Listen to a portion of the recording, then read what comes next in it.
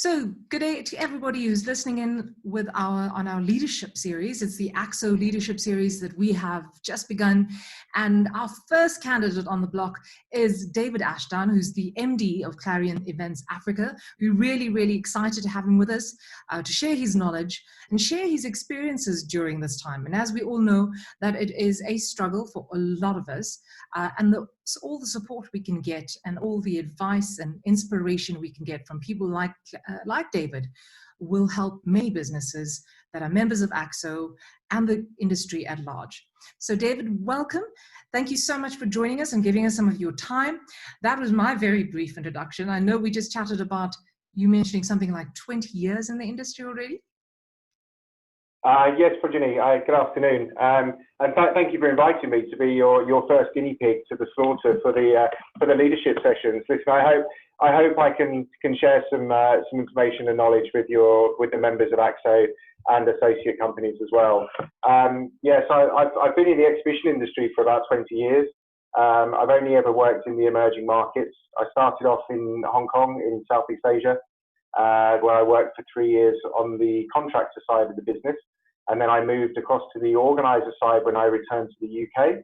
And I worked with a company to launch a food and drink exhibition into Poland, which is where I then went and lived for 12 years, not with that company, but working with another organizing entity running events across Eastern Europe.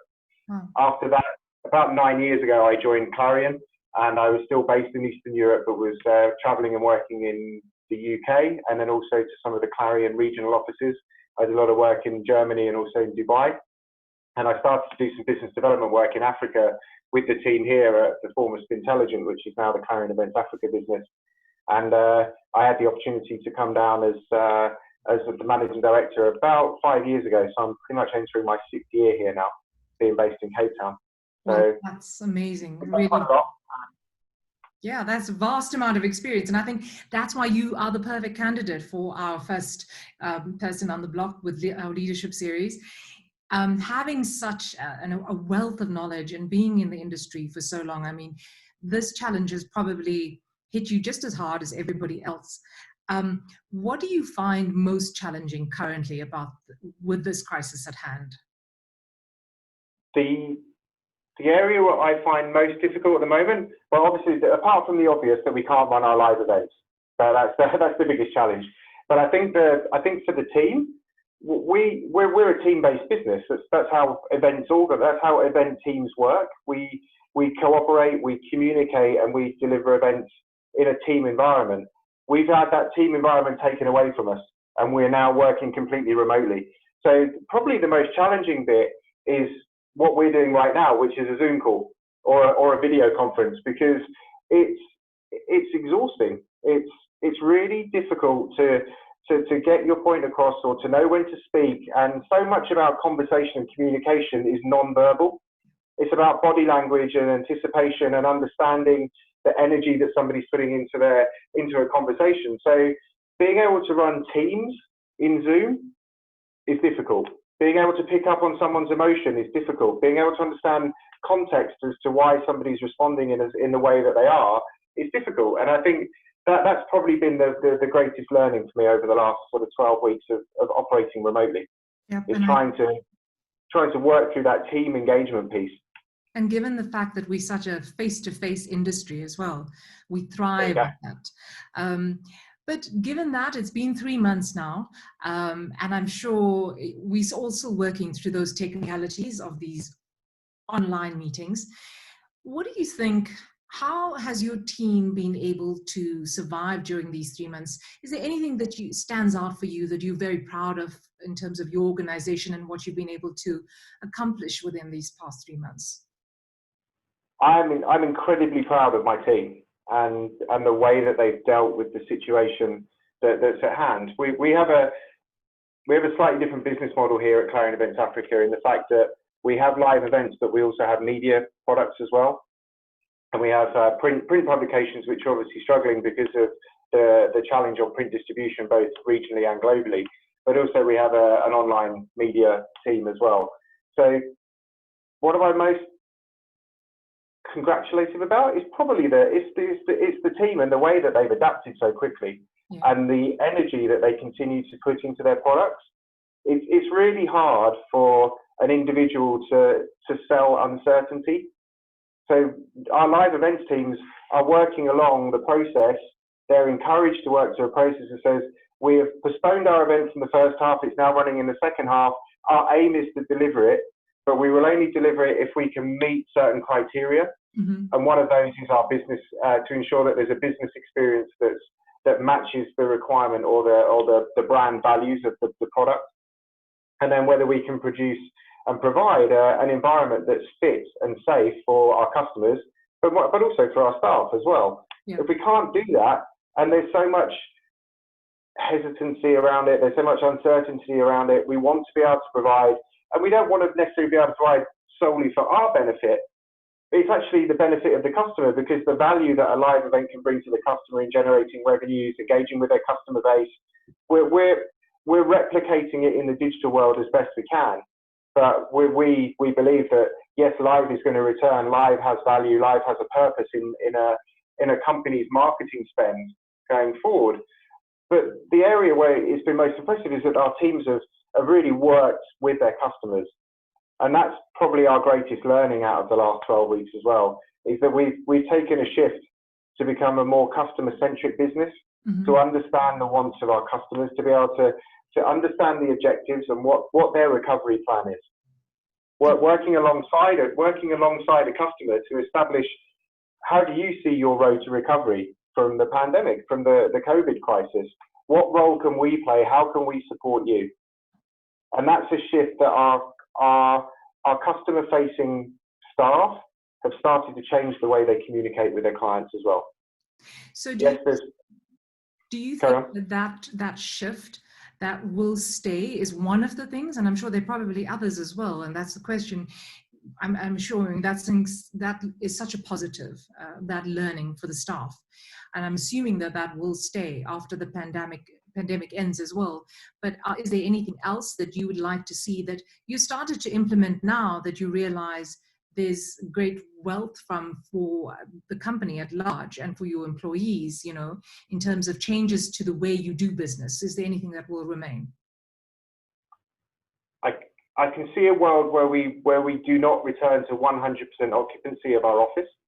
I can see remote working has probably been proven over the last 12 weeks that it can be effective, and that actually matches some lifestyle expectations as well going forward. I think that the world or the employee was looking for more opportunity to change the 9 to 5 clock in, clock out habits, and I don't think it's very modern world to do that, to have that structure anyway. We all have the tech capability to work remotely. We can go and sit in a cafe as much as sit at our desk to engage either with a client or with a team. I still go back to my point, we are a team-based business, we are a face-to-face business. Having that team engagement is important, but it's not necessary to have it from 9 to 5 every single day. I think what carries over from the experience we've had in the last 12 weeks, I think digital is going to play a role in live going forward. I think companies will have experienced the digital platforms and they will consider their spend against live in comparison to their spend against digital. And I can imagine a world where actually some of the live spend that we would have seen historically will start to be divested into digital outreach and digital communication. So it's important as a live events producer, we have media titles which are content driven. Yes. We're actually catering very well for our customer at the moment. So we have a lot of digital product going out. We have a lot of digital connection with our live event customer base now communicating in a digital medium. So we are serving them effectively. And where we're looking at today is, coming into COVID, we were a media business and a live events business. Yeah. Coming out of COVID, we are a media and a live events business. So we've taken down the internal barriers. So we're now working with a customer and with our stakeholders to say, what are your objectives? Where are you going? What is your recovery plan? How do you want to do business in this industry vertical in which we support you? And then we have a suite of products, which we call the engagement wheel internally, that we can best select a number of services or products or platforms that we can provide to a customer going forward It could be digital mailers, it could be content articles, it could be a webinar, it could be a digital event, it could be a live event, all of which have value to the customer and all of which better serve the industry vertical that we talk to and which we support. And in our case, it's power and energy and mining are our two strongest verticals, which have both the media and the live events products attached to them. So considering this, this new synergistic approach to live and digital, I'm sure many people have been approaching you in the past few weeks, now in the past few months, to look at ways of taking the live event and into a virtual platform this year. Have you and your teams considered that? We've done it already. So African Utility Week was due to be held in May. Yeah. When we postponed African Utility Week to November, we ran a digital event over the original dateline. And we had over 3,500 people or professionals engage on that digital platform. We used a provider called Grip. Mm-hmm. It's something that our head office we've been designing and working on a matchmaking system for the last 18 months. And we utilized the matchmaking system to stream digital content onto this platform. Right. What we provided was some of the content that was due to be presented at AEW was then broadcast digitally. There was a registration process, right, and then the industry professional would join us, but then you could an industry professional could see another industry professional on a matchmaking platform and say, actually, I wanted to talk to you, can I request a meeting? So we underlaid the digital event with a matchmaking process, and I think from our perspective, that's a model that we can see going forward. So when we start talking to projects like AEW in the future, now we're provisionally booked for a November dateline in Cape Town, whether we have the opportunity to realise that, who knows? I think we'll be making a decision on that in the next couple of weeks. But even going forward, digital, we believe, will have a role to play, but it won't be a pivot to digital in the future, but there will be a live component and a digital component, probably delivered in a hybrid model, underlaid with a matchmaking process. So those that are present in the live can also connect with those that are present in the digital, and then we stream the content. So we have a live engaged conference content delivery platform in a conference room, but we actually live broadcast that on the digital platform as well. So if you think about it, there's the potential to actually increase our audience because we removed the barrier of travel. Absolutely. So in the bigger picture, and I think this is part of where the process that we've been through in the last 12 to 16 weeks, this is where I look for the good that comes out of it, because I think our industry required a disruption, and it's been looking for it for the last few years. We've received a disruption. It came very hard, but it then allow us to start to think, how do we engage our communities going forward? And that's the bit that I think is quite exciting. And then you look at the content piece. Content is becoming more prevalent from our customer base as a driver for engagement, which we're seeing across our media platforms. Our webinars, and we were doing webinars before the COVID crisis through our media titles. Right. We were averaging maybe 300-400 webinar attendees on our media titles.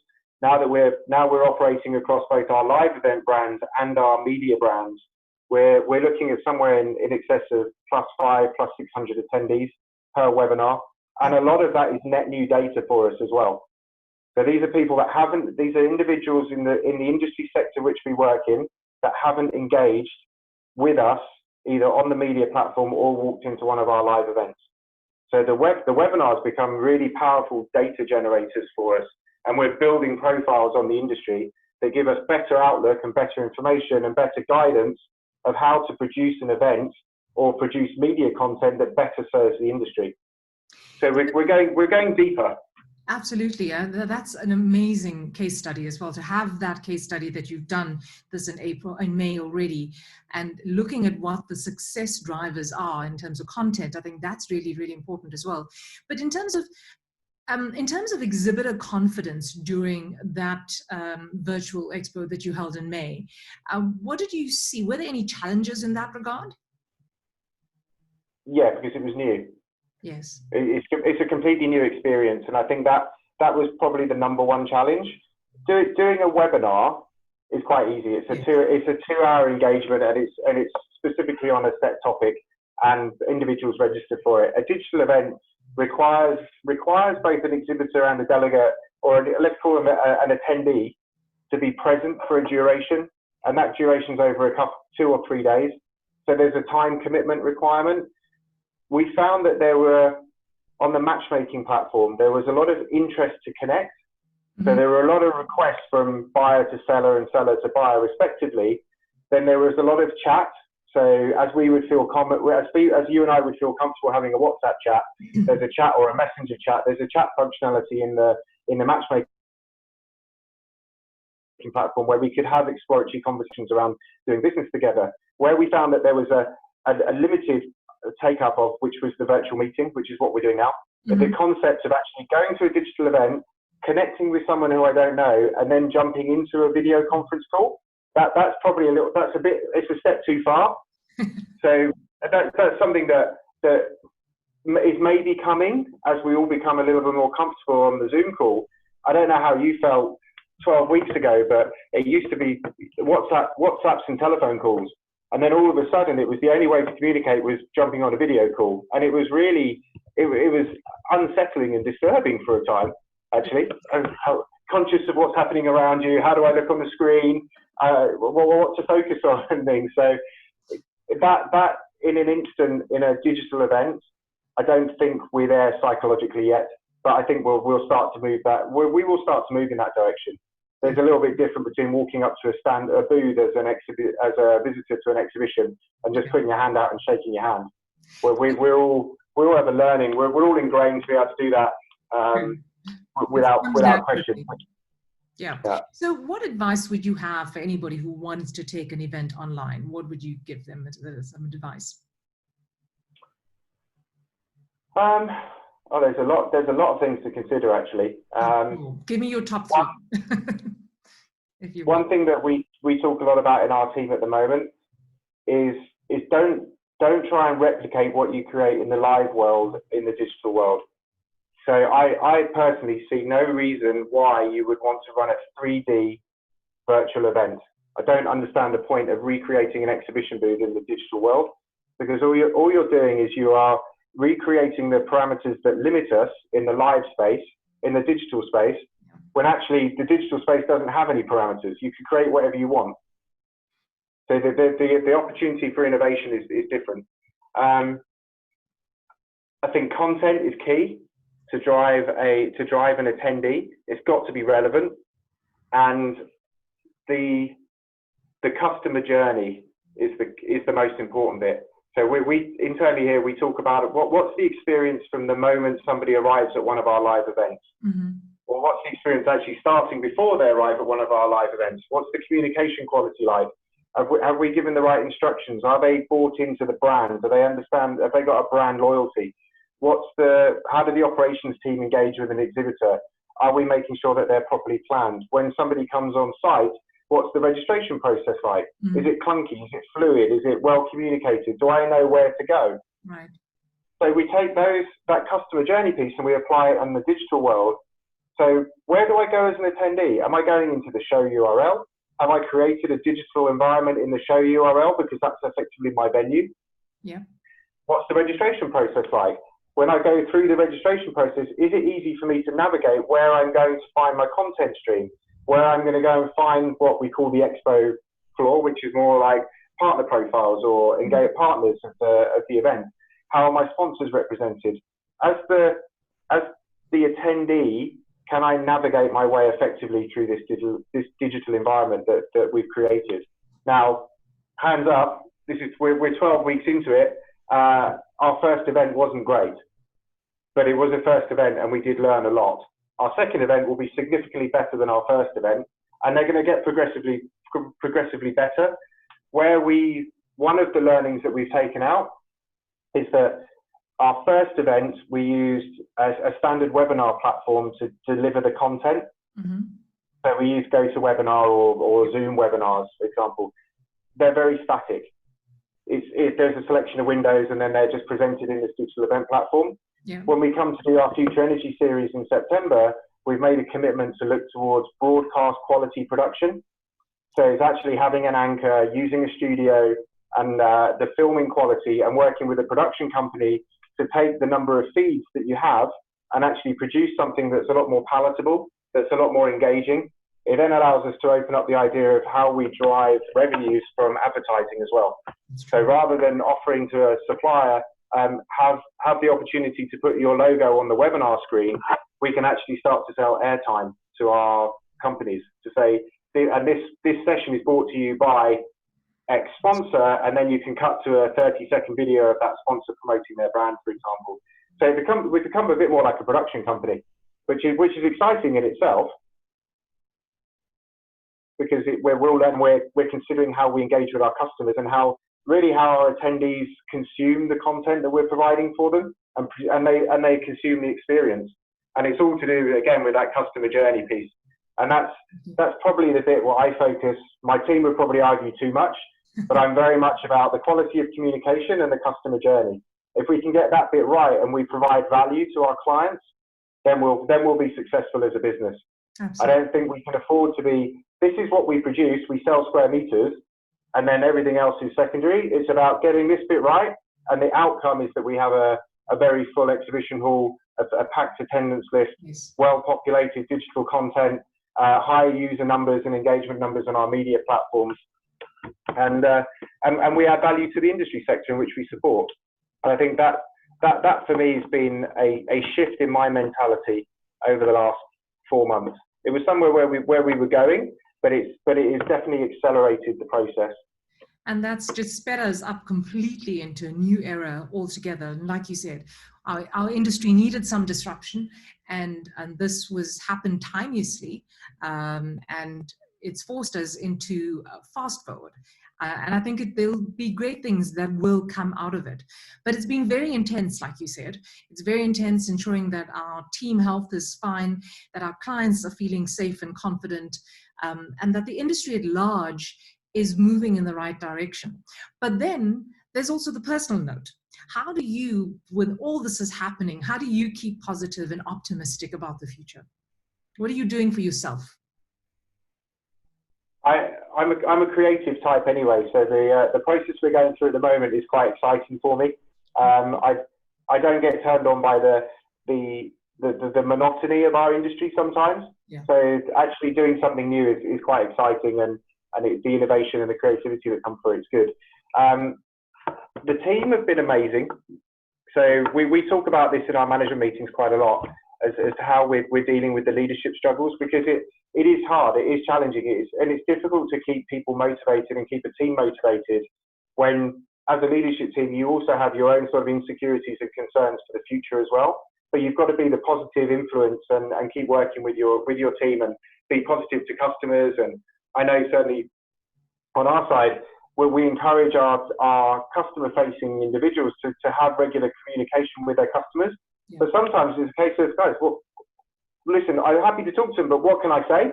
I've said everything, and it's kind of just check in. And so it's been hard in that regard, but the team have been very positive, and I think we can certainly see a future for our brands, which is exciting. And we're getting wins as well, which is also important. And we make sure that we celebrate those wins and we recognise. I think some of the easy ways to support your team at the moment, certainly have clear and honest communication within your organisation. Mm-hmm. To also consider having regular team catch-ups to recognise and appreciate when you do get those wins and when the team have worked hard as well. And I think that goes a long way to creating a culture that will take you through these challenges of remote working, and also creates a culture of working towards that recovery plan as well. For me, I found it quite both an enjoyable experience and the most painful experience I've had in my career going through lockdown. I'm incredibly grateful for the opportunity that I have to spend with my younger daughter, who's 2.5 years old. Oh, wow. It's time that I would never have had if we were continuing in the normal. So spending time with her and seeing her grow over these 4 months has been incredible. Conversely, making sure that I'm aware that I can't meet expectations of everybody, and having communication to say, I'm not going to get that done, or I won't have the capacity to do that. Not making false promises, I think, has been something that the team have started to work towards. It's very easy in our industry to say, yeah, I can do that, I'll do that, I'll do that, I'll do that. And then all that does under these circumstances, when a lot of the team do have family responsibilities at home as well, is it loads the pressure on themselves to feel that they must contribute, or they must achieve this. But then also the frustration comes from team members or externally to say, well, you promised or you made a commitment to me.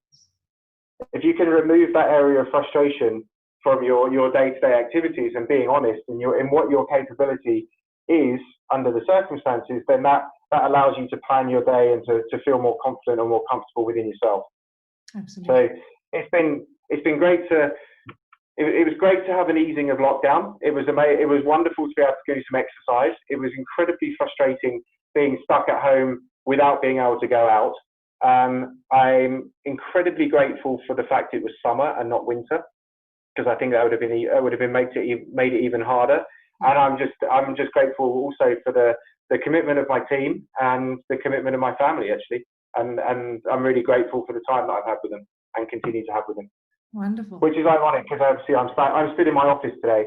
So I'm actually at the point now where we share childcare responsibilities. So I normally do the mornings and then go home for the afternoons and vice versa. But being here means I don't have my young daughter hanging off my leg half the time. In the middle of meetings, yes, I'm sure. Exactly. Well, David, thank you so very much. That was most insightful, really, really going through the motions with you and your team for the past 3 months and learning from you. And I'm sure that everybody that's going to listen to this is going to find it most insightful. So thank you for sharing. Thank you for your leadership within our industry. And thank you for your continued support. We always look forward to that. You're a voice that we look forward to hearing. And we look forward to continue working with you and your team. So thank you very much.